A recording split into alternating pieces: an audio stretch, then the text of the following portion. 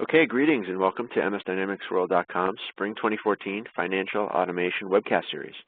I'm Jason Gumpert, and we are fortunate to be joined once again today by Henry Ijams, Managing Director at PayStream Advisors, a research and strategy consulting firm that focuses on the automation and benchmarking of purchasing and payables processes. Henry is a returning speaker for us. We're really excited to have him back once again for today's new session on the future of payables and purchasing. And as we get started today, I just want to remind you that you can add your feedback and ask questions today. You can use a Q&A block that you'll see to the right side of the webcast session, and we will leave time at the end to get those answered. So, without further delay, please allow me to welcome Henry Ijams. Thank you. It's a pleasure to be here. Hello, everyone. Buckle up your seatbelts. We're going to have some fun, and we're going to think about the future. But, of course, before we do that, we have to understand where we are today. That was a very nice welcome, and today we're going to be focusing on some research that we've been doing with our benchmarking customers. So I'll explain that, and we'll talk about our agenda. PayStream Advisors, as Jason mentioned, is a research and consulting firm focused on financial and procurement automation, as well as other financial processes. We, as analysts, study the technologies and the trends. In fact, I'm at a technology conference today. This is conference season, and this time of year I spend a lot of time going to tech conferences to learn what other companies are doing and what the innovative technology that's coming down the road and what that might mean for us. As a consultant, I put that into action for my corporate clients, organizations, clients in many industries, from healthcare to education to service industry, and help them understand how to bring that technology and change their business process to fit. We publish a lot of research. It's all free at paystreamadvisors.com. So if you hear about something you're interested in today or something you see on this left panel, you can get a report on that for free at our website. So in the next 40 minutes, we're going to keep this pretty short, and then I'm going to bring your questions in. We're going to talk about what we're seeing with accounts payable and procurement.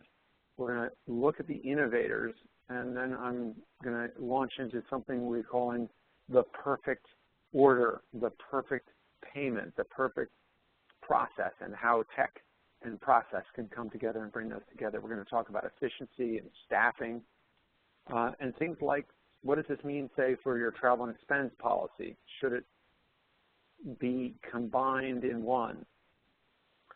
So let's talk about maturity of purchase to pay. Now, undoubtedly, many of you probably don't have purchase to pay in your organization, and it's just a term of art, but without having any reality today.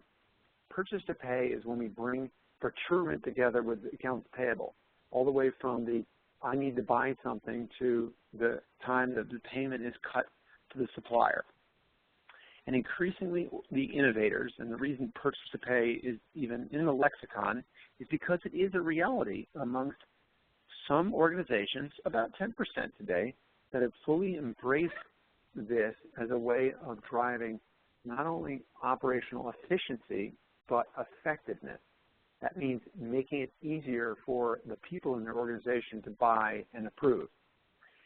Frankly, that's what our role is in the back office. Our role is to satisfy the needs of our business managers, the people who are driving revenue, servicing our clients, et cetera.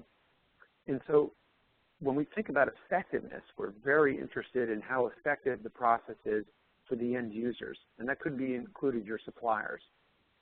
So at stage one of maturity, organizations have made some move to eliminate the paper by driving paper out of the process. Maybe it's getting rid of paper-based requisitions or paper-based POs or paper-based invoicing.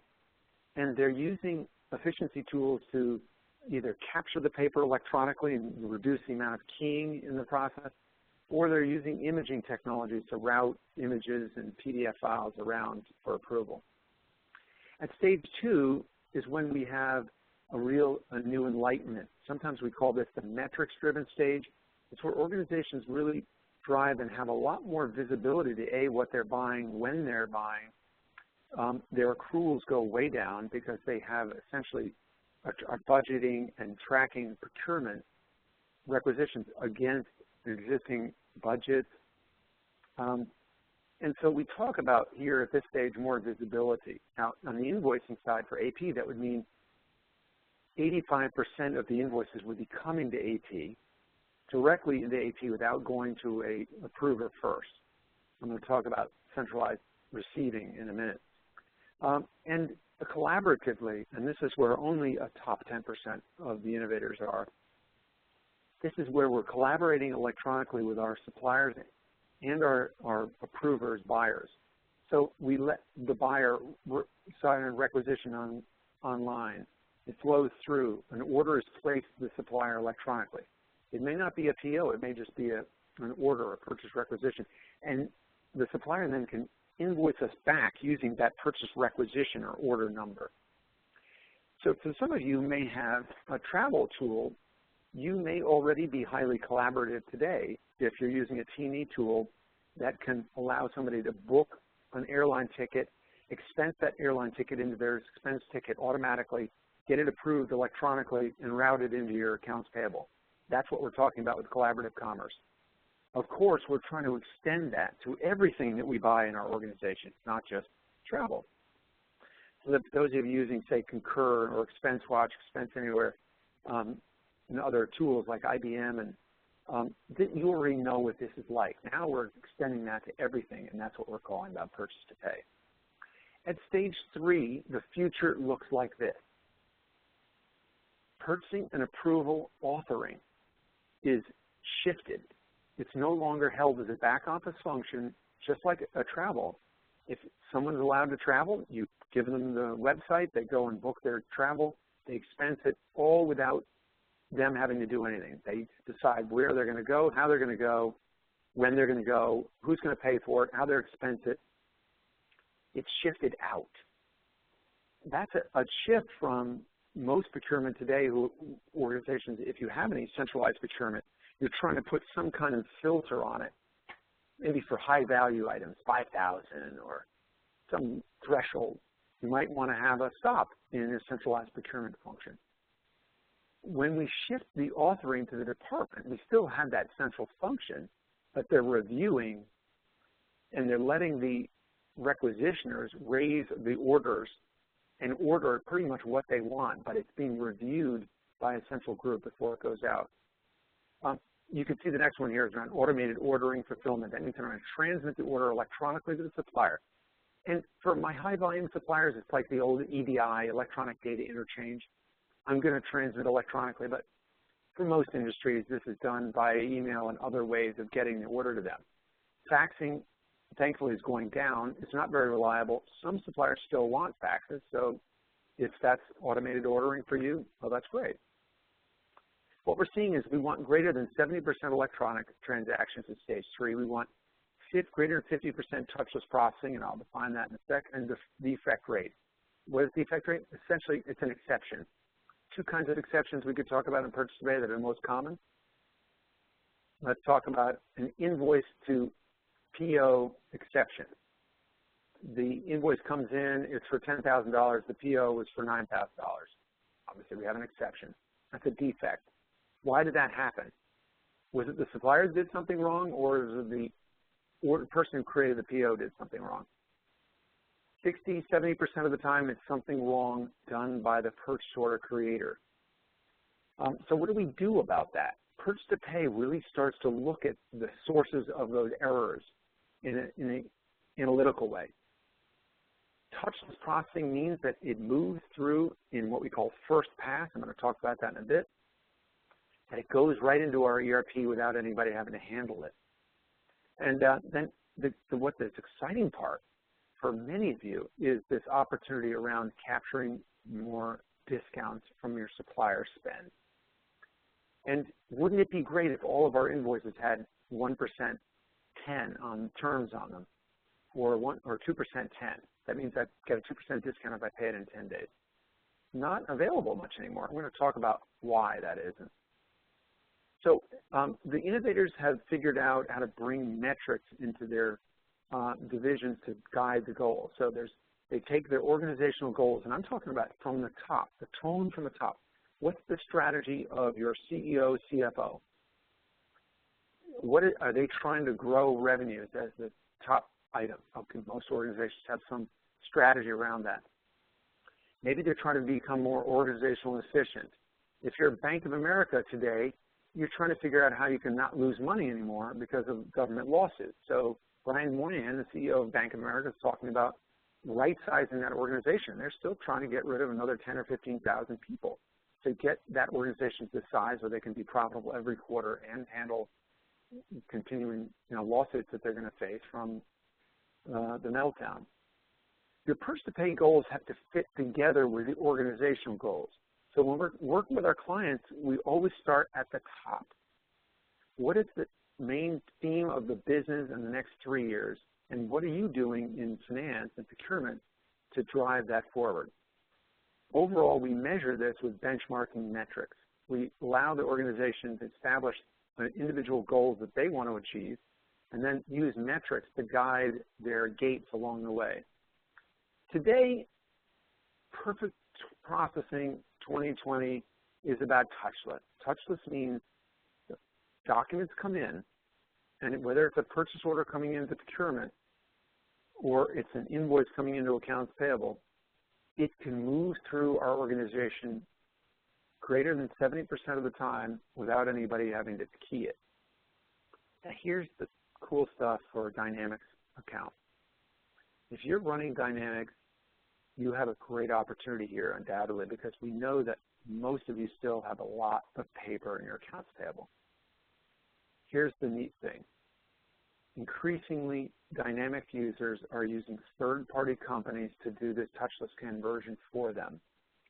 Am I talking about sending it over to India? No, not in the least. I'm talking what we call managed invoice processing, which is essentially the reverse of a lockbox. If you use a bank lockbox to manage your receipts, you use the same kind of concept with a third party, could be a bank, increasingly not, to open the inbound invoices and capture the data off of those invoices and give you data in the invoices, typically in 24 hours. This is very popular, and you're going to learn a little bit more why. So in 2020, we're going to see a lot more touchless transactions and outsourced managed invoice processing. The outsourcing of the data scanning and capture of paper invoices and the conversion of PDF, email, inbound invoices is going to be a third-party company. And this is interesting even for very big companies. So let's talk about small companies. We have a client who's a Dynamics AX, and they're outsourcing this mail scan and capture to a third-party processor, turns the invoices around in 24 hours and puts them into the Dynamics system. They have to touch about a third of the invoices. The other 2/3 go through based on a purchase order number or individual's name on the invoice. That's touchless. Nobody keys information inside of accounts payable department. The next piece is first pass. That means that of the data that's coming in that was captured off of the invoices, I can post it in the first pass. What's your first pass processing rate? Because that is related to your exception. Exceptions are not first pass. Didn't go in the first time. And the next piece here is around seamless collaboration with your buying community, your approvers, and your suppliers. So here's another example. Supplier onboarding. We have a new supplier request came in. An invoice came in. We don't have the supplier in our supplier master. What do we do with that? Today we email them out and say, send me this W-9 and fill out this form. The Innovators have a process where they send them a link and say, go to this website and fill out this data. Attach your W-9. It gets managed. The third-party company matches the TIN, the tax identification number, with the government database. The image is stored in the system. Then that data is either keyed into your Dynamics system or ported in through a daily file. Voila. That's a seamless collaboration. We've sent the supplier a notice saying, hey, supplier, we have your invoice here. We don't recognize this. Who is your buyer? And invite them to enroll, go through the normal check and balance process, get somebody to approve it, and it comes in your system. All right, there's Happy Harry. We had Frazzled Frank at the top. Happy Harry now is smiling because in Purchase to Pay 2020, he doesn't have labor challenges in accounts payable. He doesn't have angry suppliers saying, where's my money? He doesn't have frustrated approvers saying, I sent that invoice in 3 weeks ago, why isn't it paid? That's what it's all about. And he's jumping all the way down and screaming and saying, everybody's happy. So perfect processing to us when we think about 2020 means both efficiency and effectiveness.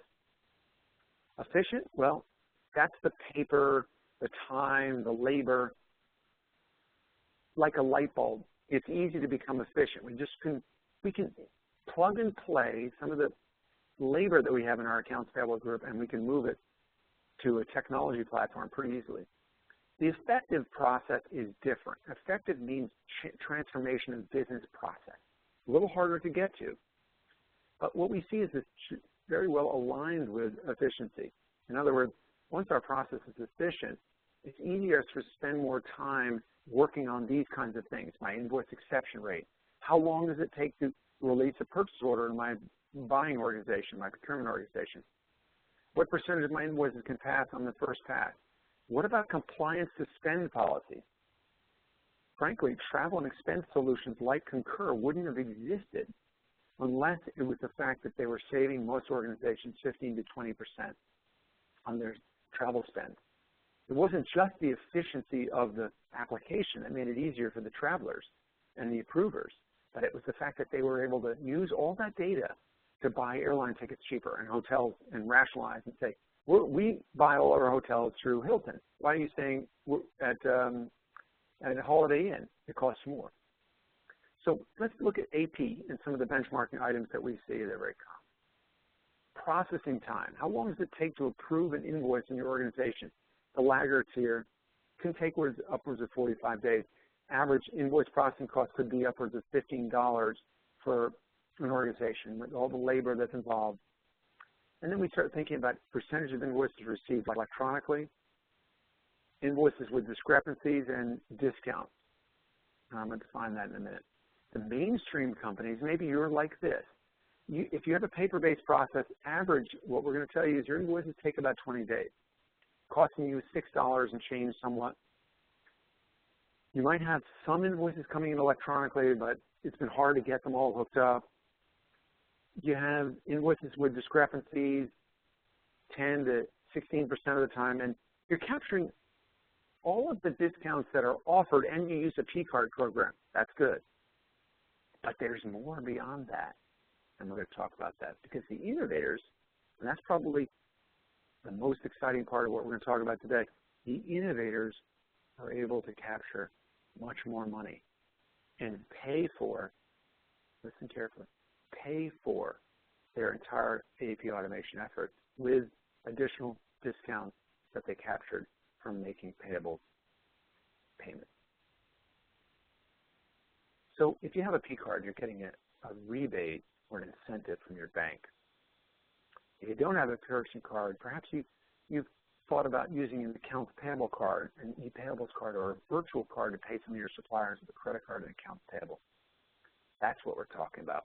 And change is accelerating in AP because we have a need for speed, right? Every organization is moving faster, right? Our efficiency of the American economy is staggeringly improving every year. Mobile technology, mobile workforces, the fact that you can talk to your mobile device and do things and text each other. The business world, of course, doesn't stop at 5:30 anymore. We're all doing our emails and at night, in the morning, sitting in the airports, wherever we are, business is happening. And we line this up to people, process, and technology. In order to answer those, you've got to have these three things. You've got to work on something that we think there's a challenge here for you. And I want to challenge you to think about your labor problem. You're going to have a labor problem. You didn't think about that for 2020. But I'm going to talk about some of my clients in a minute. So increasingly, there's an opportunity for the data on the invoices. Today, we're only capturing the header information for our invoices. Let me give you an example. We have a client, let's say, in the manufacturing business, and they had a Well, a small accident in one of their plants related to some gas purchases that they make, industrial gases. They needed to find every invoice that had the word oxygen on it. Well, that was a manual process until they were able to go through an automated system and do a full text search on every invoice in their system. So they'd gone to managed invoice processing the year before, and unbeknownst to them, because they don't use it very often, they were able to go and look for keywords or words inside of an invoice. How many times does the word oxygen appear on all of our 150,000 invoices? They had the answer literally in 5 seconds, and it was 35 invoices. And here's what they found out, that although they had a purchasing agreement with Air Liquide, they found that 2 plants were still buying from Air Gas, and that they were out of spec with some of the material safety data sheets that are required in the manufacturing in their type of business. So the data on our invoices is going to become increasingly valuable for our procurement process, for spend rationalization, and for compliance to policies and risks. You can do that with managed invoice processing because not only are they capturing the header data, but they're capturing all the data on those invoices. You may not be popping it into your dynamic system, but you can use the bolt-on accounts payable processing system to make better decisions.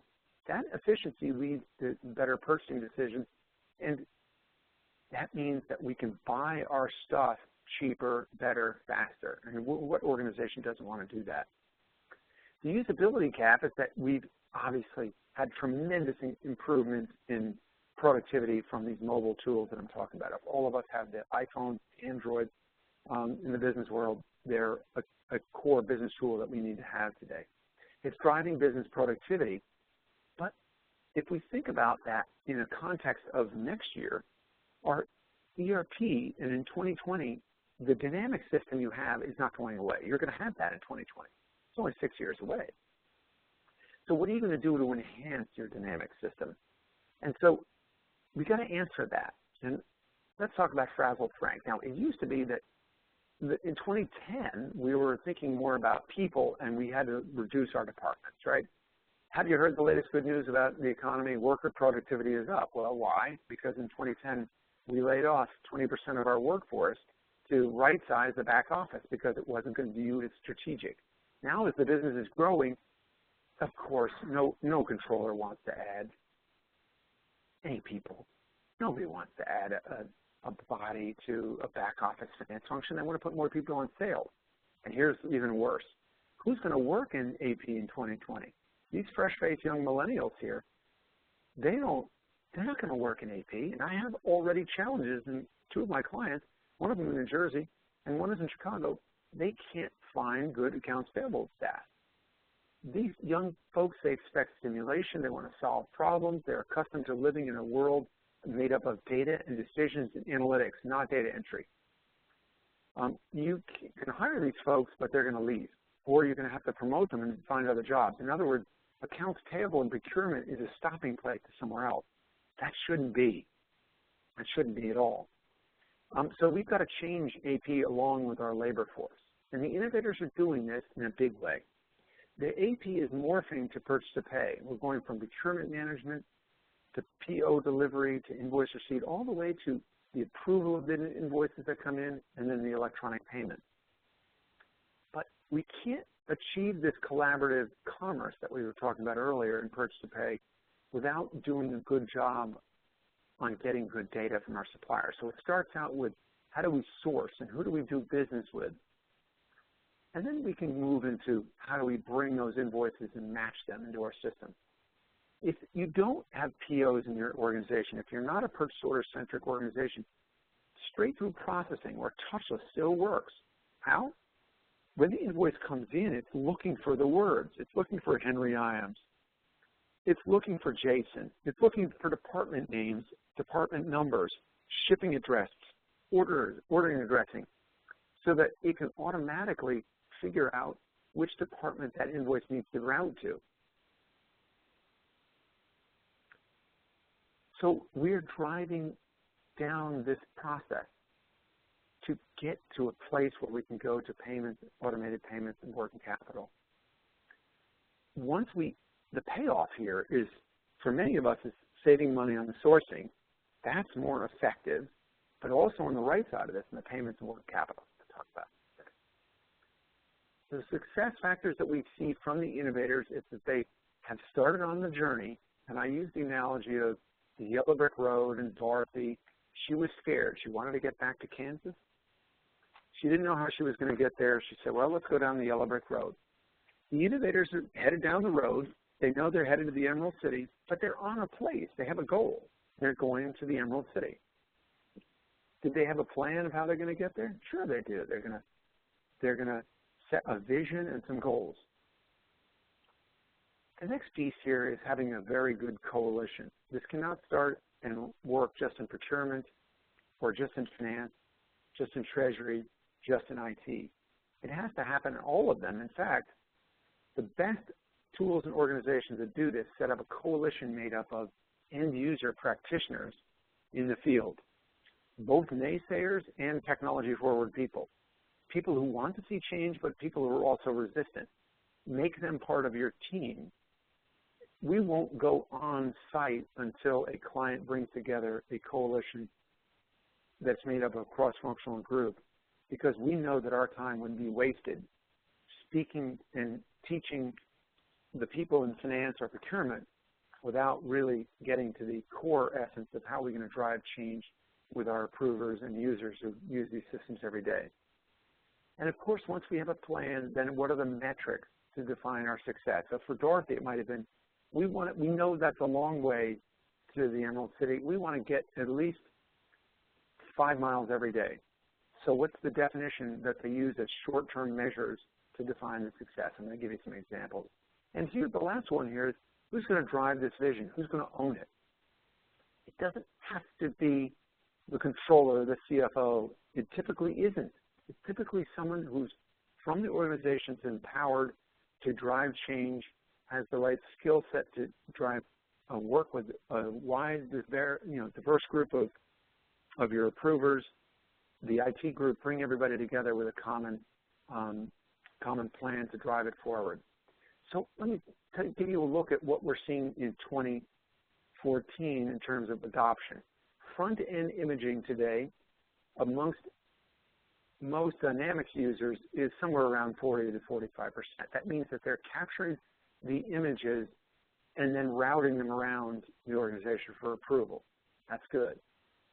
Optical character recognition, that's using intelligent data capture technology to capture data off of the invoices. For small organizations, this frankly probably doesn't make sense for you to own the software on your own, because the software requires a lot of hand-holding and touching and managing. Automated workflow is a key ingredient, the glue that holds this all together. And Dynamics has some great workflow elements, but a lot of third-party companies have developed good tools that work well with Dynamics. One such company that we've been profiling recently with success is called BillZap, B-I-L-L-Z-A-P. BillZap has a workflow engine that works well with the different flavors of Dynamics to manage the AP process. And you can see how the difference here between the large companies and the smaller organizations, quite a big difference. When we think about electronic payments, many more of you are doing some electronic payments, but not all. And purchasing cards is being increasingly used even amongst the Dynamics community. Now, when we think about electronic invoicing, this is where things again fall off, because medium and smaller organizations haven't necessarily thought that they could take advantage of that. So, Jason, let's bring up our first poll question and find out what's happening with our group here. Okay, it is up now. Are you seeing it? It's up now. And yep, I do see some people starting to answer. So we'll give that about 20, 30 seconds here. Yeah, do you have specific or quantifiable goals related to expanding your electronic payments? Do you see that as strategic? Is that something that you're working on in your organization? And I'm going to talk about how you achieve perfection here as we wait for all those responses to come in. So the best Okay, about 5 more practices in seconds. transforming AP relate to, the first one here I want to make sure to mention is invoices must be received in a central location. This is really an immovable object. This is a critical best practice. And if you're not receiving all your invoices in one place, you need to think about this and making this part of a policy in your organization. I'll give you a couple of reasons why. All right, let's share those results. All right, I'm going to open those poll results now. Hopefully folks are seeing those. I can read them off if not. Yeah, we do. It looks like about 23% are saying yes, they do have some midway. The bulk of the responses are midway, and then the 20% don't have any goals yet. So if you don't have a goal, here's a good one to start with. What's your strategy to get to centralized receiving of all invoices in one single place? The reason that this is a critical best practice is that you'll never get to a standardized process unless you standardize how the invoices are received. The classic problem is that if it's sent somewhere else, we have the Bubba principle. We don't know what Bubba did with that invoice. We don't know where it is. It's sitting on his desk, he's on vacation, it's lost in the mail, the dog ate it, whatever. The only way to have a well-controlled finance process is to have a standardized way of how that data gets into your system, and the accruals starts then. We no longer have an accruals issue if we can move to centralized receipt. And here's where managed invoice processing, that's that centralized receiving by a third party in a lockbox, a post office box, can get you there. All the invoices go to the post office box. And what we do and recommend for our clients is that they measure and do a report on all invoices that came to the lockbox or Dropbox indirectly. In other words, they were sent somewhere else, maybe to Bubba, and then Bubba forwarded it on to the Dropbox. You want to stop that because from the supplier's perspective, he doesn't, when he calls Bubba and says, where's my invoice, Bubba doesn't know, Bubba doesn't answer the phone. We need to standardize how we respond to our suppliers so we can track it. The next one here is to talk about scanning and automated invoice entry. Figure out a way that you can get there, whether you're going to use it in the cloud or through a managed invoice processing service, or you're going to buy OCR software. You've got to solve that problem. 35 to 40% of AP's time is spent on keying invoices. The next piece here is on approval workflow. You've got to figure out how you're going to do this with an automated system, automated payments, and now where are you going and where are you today? So here's some questions that you can answer after we're done today. How much does it cost to process an invoice? We know that many of you don't know that. You can figure it out in about 10 minutes with PayStream's cost per invoice calculator. It's free. Just Google PayStream cost per invoice. You'll figure out the calculator. Why do you need to know this? Because you need to know the current cost of doing business. That you can say, here's our cost today, and here's what it could be tomorrow, where you document the metrics of your business. And I'm going to show you what that looks like. If you know your cost, then you could say, all right, well, it's costing us $6.80. I think we could do it for $2, or there's somebody who's offering to do the data entry for us for $1.25. Wow, that's better than me doing it myself. Why is that so important that you might need to know that? Because we don't want the CFO or the CEO of your organization to come down and say, hey, how much is it costing per invoice? I was at the country club with Bob last week, and he told me that he's using a third-party company to do his invoice processing, and it's only costing him $2 all in. How much does it cost for us? Now, you don't want to catch them by surprise and find out that they want to, well, find somebody new to drive change in their organization.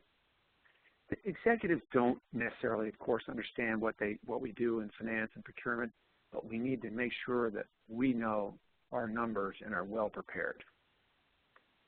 So that also helps you as a benchmark to measure your change and your success. The innovative factors that we talked about here, supporting the needs of the business. We need to improve the back and front office process together. In order to support the needs of the business, we've got to provide linkages to make it easier for our approvers to do their business. And we need to improve their visibility so we can manage our budgets, control spend, and drive compliance to our policies, frankly, which for many organizations, they're on paper in a form. You got there when you first got your employee HR training, and then you forgot it all. And AP is supposed to, and procurement is supposed to somehow pick up the dust and beat people over the head when they don't do it right. You know what? People are really smart today. If you give them the tools to make the right decisions, they will make the right decisions. If you embed those policies in your business process and technology, you won't need to have a policy manual anymore. It'll be part of the process, and they'll get a notification saying, hey, you know, this is over 5,000. It needs to be approved by your vice president. All right, so let's take a look here. Some of the cool ways that organizations move forward. The good news here is that 66% of companies that we've surveyed in our 2013 organization, we said, how do you receive invoice? 66% have fully centralized and pay centrally. 27% are partly centralized receiving, and they may pay centrally. That's the best practice, to disperse and pay centrally.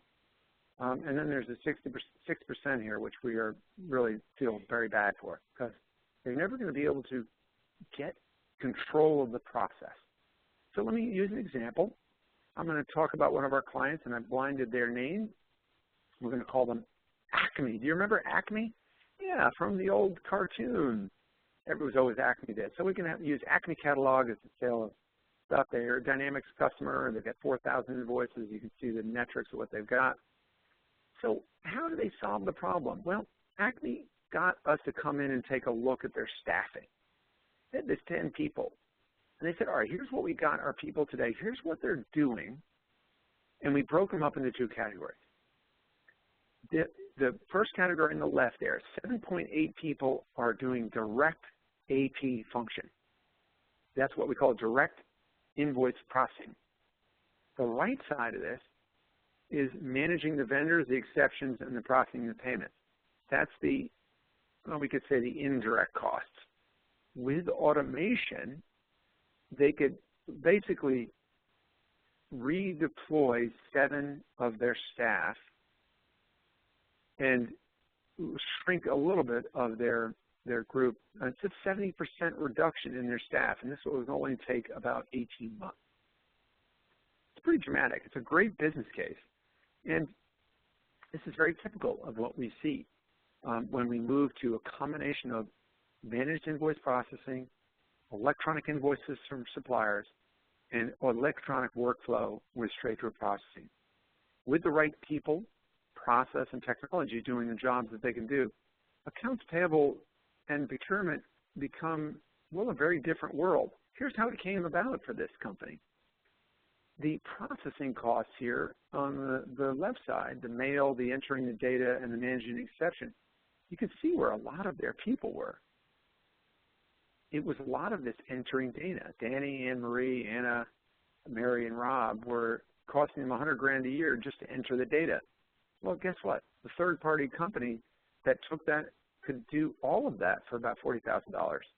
So there's $60,000 right off the bat in terms of getting rid of that data entry cost, which is very manual and very expensive.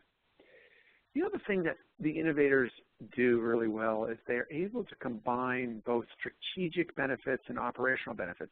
This is another way to think about the difference between being effective and efficient. The operational benefits are those that give us efficiency. The strategic benefits help us be more effective. So what they really like here is they get a 2% revenue in the bottom line savings from spend control, and they're picking up thousands and thousands of dollars of early payment discounts. So let me talk about what's happening with payments now. When we look at payments, you can see there is a shift from 2006 to 2012, the latest data we have, about checks. Checks have gone down a lot, and ACH is filling in the realm, but so are purchasing cards. And, well, wire is about stable. So the 2020 vision for this is that we move to perfect payment. What's perfect payment? On time, the lowest cost, with the highest discount opportunity. And this is pretty interesting in that we're going to make the case here that discounts come not just from paying and taking existing discounts, but come from taking discounts on invoices where there was no discount. How do you do that? Quite simple, actually.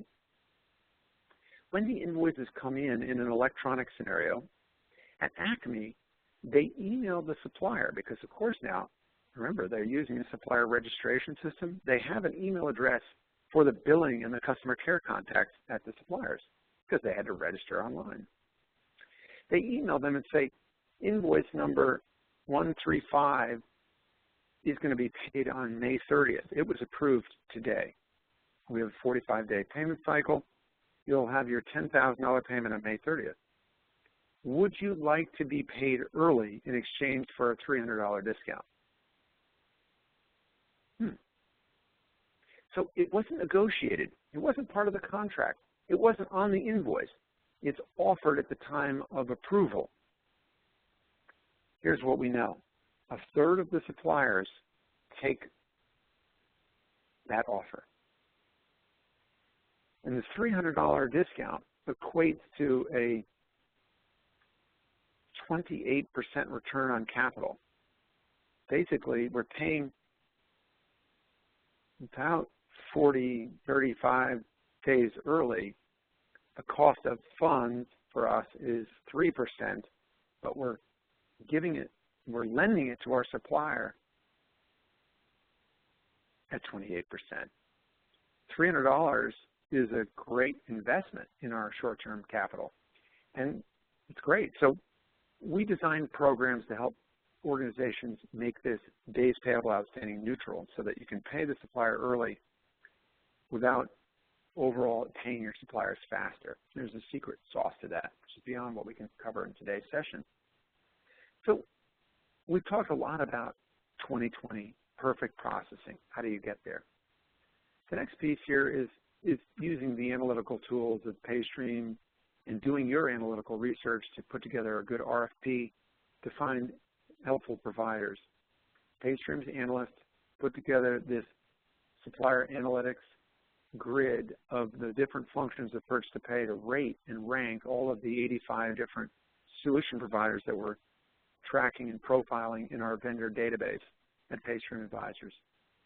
So you can get some help from us. Here's some quick tips of how to stay current in AP and purchase to pay. These pieces are, as I mentioned earlier, you can take advantage of our white papers, which are available free. There's the cost per invoice calculator. There's a business case builder. And we have a conference related to purchase to pay coming up in September with the innovative case studies of companies like Acme and 18 others over 2.5 days. So, Jason, back to you. Do we have some questions that are coming? And you can ask questions, folks, by using the control panel.